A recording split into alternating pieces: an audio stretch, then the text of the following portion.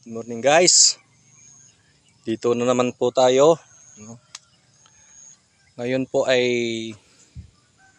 mag-aabono na kami, no? Ang age po bali ng ampalaya ay 21 days na po. Ngayon po mag-aabono na naman kami. 21 days na ampalaya. So mag-aabono na naman kami ni Bok. Kaming dalawa lang, no? So sa 21 days na ampalaya, ang gagamitin po naming abono ay ano lang po, Trifol 14, yun lang po. Bali 3 kilo na Trifol 14 sa isang drum na tubig. Yan po ang aming mixing ngayong araw. Age 21 days na ampalaya. 21 days. So ngayon po ay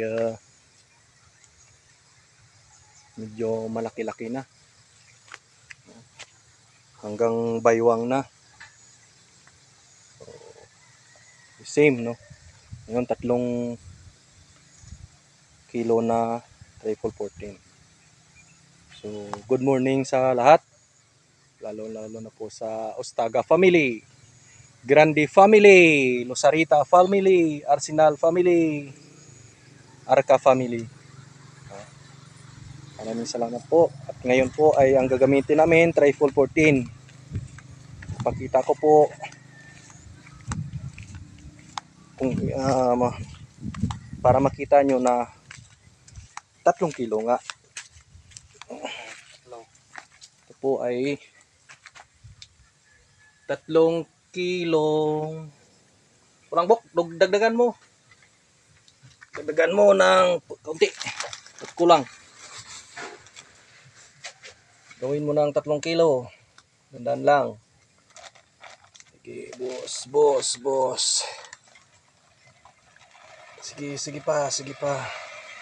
sige pa, ba't kulang?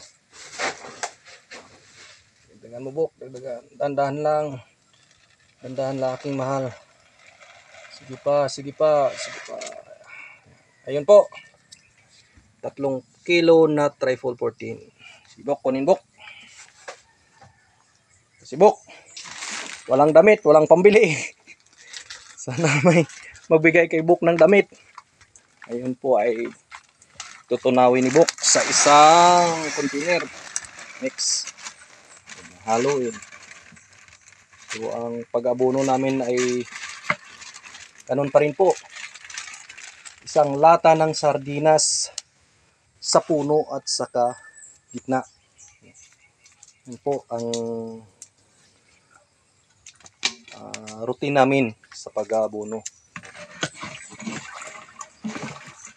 Salamat sa Panginoon kasi binigyan kami ng maganda-gandang umaga, walang ulan. Kahapon halos buong araw umulan. Imbis na mag-spray kami ng para sa uod, wala. Tinisa lang namin yung uod, hindi kami makaspray yung muna ni Bok. Yan lang po. Sana nakatulong po ito sa inyo. Next week ulit po, bali pang 4 na bisis na pag-abono namin ito. So sundan nyo lang po kami. Next week mag-aabono na naman kami ni Bok. Ang dalawa, imbis na nadagdagan kami, dati 3, ngayon 2 na lang kami.